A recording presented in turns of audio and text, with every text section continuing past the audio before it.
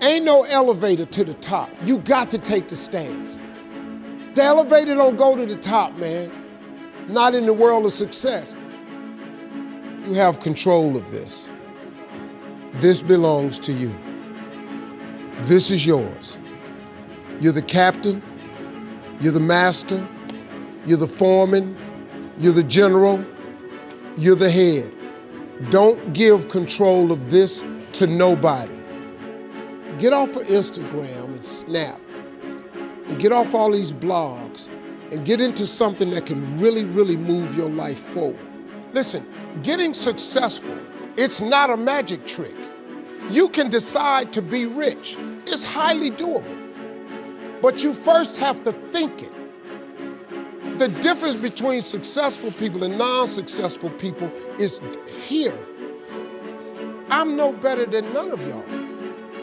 If you want to be successful, you have to change this.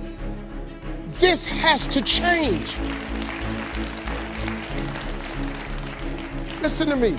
It's not what makes it hard is your lack of belief that it can happen for you. The fact of it is, though, it's very doable.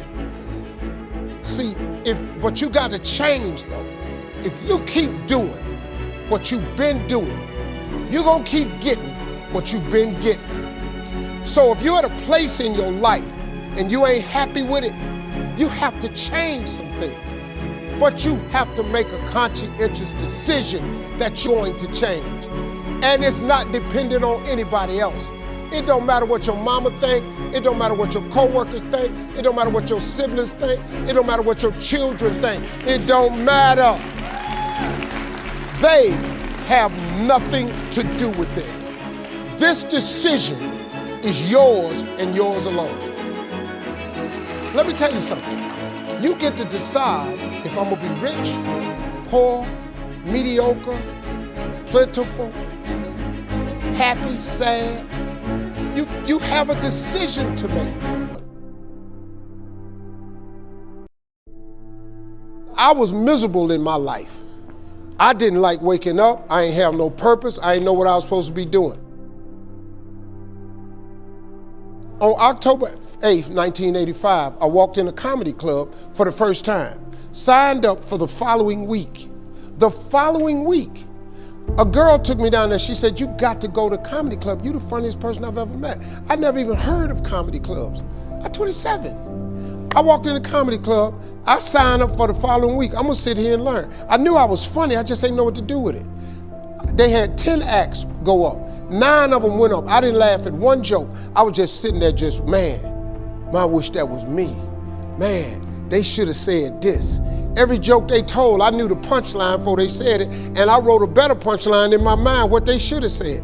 It got to guy number 10, they called his name, he wasn't there. They said, well, he's not here, we're gonna go to next week's list. Steve Harvey, where are you? Long story short, I won amateur night that night. I won $50. It was a 45-minute drive to my house with this girl named Gladys. I cried 45 minutes. She said, "What you crying for? It ain't but $50. I said, no, you don't even understand. I was born tonight. I now know what I'm supposed to do. I went to work the next day, October 9th, and quit my job. With $50. I had nothing. I just never gave up. I'm gonna tell you something. That decision cost me everything I had. I lost everything. I lost my family. I lost friends. I lost everything. I became homeless. I lived in a car for 3 years. But I just saw this, I saw this vision. I just pursued it. I said, wow, that's it. You have to take chances in life. Life is about risk. If you play it safe in life, you ain't gonna have much of a life. If you play it safe, you won't have much of a life. Life is risk. It takes courage to pursue your dream. Now, it's gonna cost you something. Most people are not willing to pay what it costs to go after your dream, because you're gonna have to hurt a little bit. And most people don't like being uncomfortable. If you don't want to be uncomfortable, please do not pursue success, because success is a very uncomfortable feeling. And I just learned to be comfortable being uncomfortable.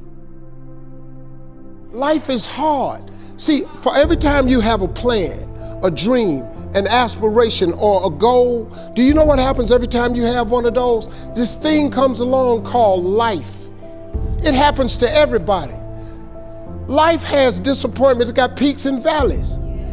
You're gonna lose somebody you care about one day. That's a valley. Somebody gonna close the plant you thought was gonna stay open so you could retire. That's a valley. Somebody gonna fire you for an unjust cause. That's a valley. The people that got your credit card gonna sell their company, gonna sell their business to another credit card company. Your 18% go up to 26%. You don't even know why now your minimum didn't change. Cause it's life. You can stop thinking that life fitting to be easy, cause I got news for you, it ain't.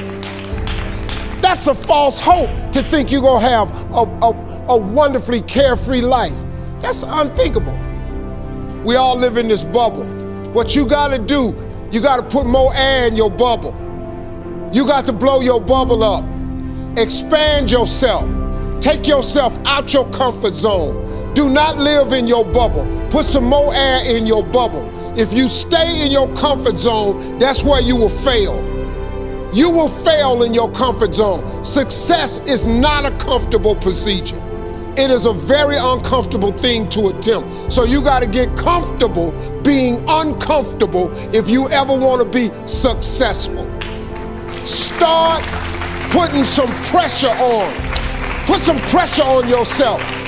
Get out here and get about it. Look, I'd love to sugarcoat this thing for you. I'd love to tell you, look, you can go out here and get rich, do a couple of things. That ain't happening. You got to get real doggish. You got to get downright funky if you want to make it. Now, like I was telling you before, if you want to be ordinary, you ain't even got to listen to me. Just go on about your business. If you think ordinary's cool, ain't no problem. It's some really, really wonderful ordinary people.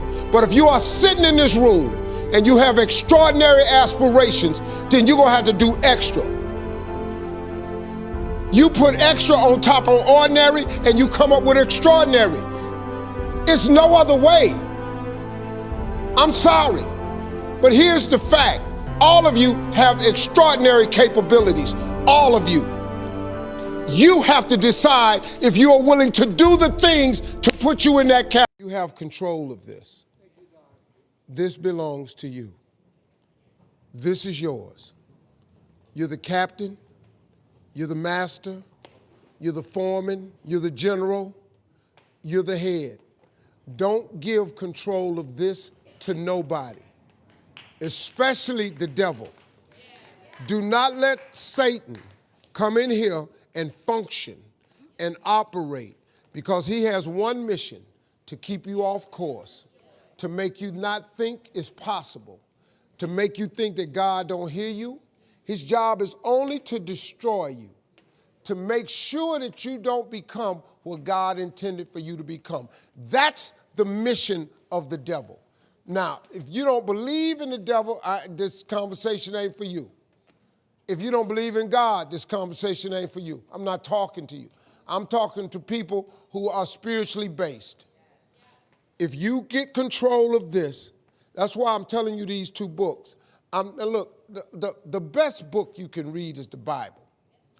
If you read the book of Proverbs over and over and over, it's the book of wisdom and understanding. It would really help your life, man, if you just read. Now, I'm going to be honest with you. That's the only book in the Bible I've read cover to cover. I've only read the book of Proverbs. I've read some scriptures every now and then. I only know 5 or 6 scriptures by heart. I'm just going to be real with you. But I've memorized them 5 or 6 scriptures, and them 5 or 6 got me here today. I know a lot of people that know the Bible inside out ain't got nothing to show for it. You know why? Because they memorized it, but they didn't apply it. I have applied 6 scriptures to change my life. But these books that I told you about, The Power of Positive Thinking by Norman Vincent Peale and The Magic of Thinking Big by David Schwartz, you know what it does? It just teaches you how this works. Once you get this, y'all, you can change everything. Do you understand? Negativity, let me just give you this and I'm going to walk away. God is good, man. You ought to give him a chance to work in your life. Thank y'all for coming.